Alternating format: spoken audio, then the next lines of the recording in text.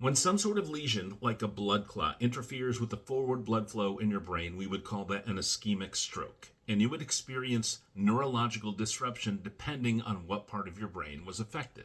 In the acute setting, that would be treated in one of two ways. The first way would be thrombectomy. That would be for a large vessel occlusion, and they would go in and retrieve the clot, restore forward blood flow, and hopefully restore neurologic function.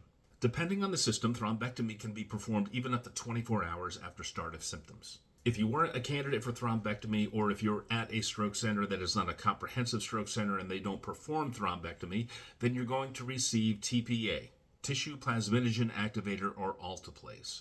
TPA breaks up the clot, restoring blood flow and hopefully restoring neurologic function. And generally speaking, TPA is not administered beyond 4.5 hours after start of symptoms.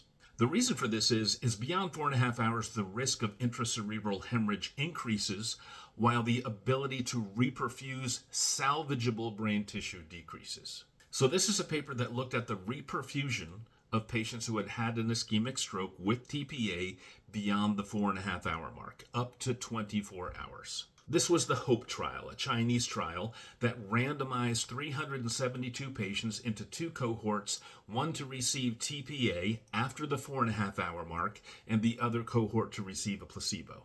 These patients suffered from ischemic stroke, and they all underwent perfusion imaging to confirm that they were working with salvageable brain tissue.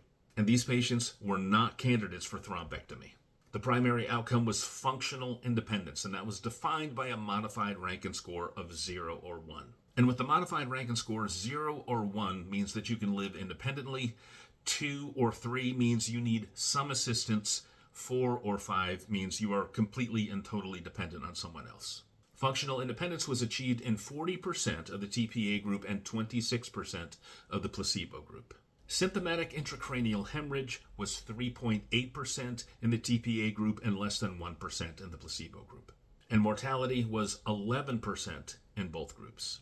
This is for educational purposes only. It needs more study and larger studies, but I will put the link to this one in my bio.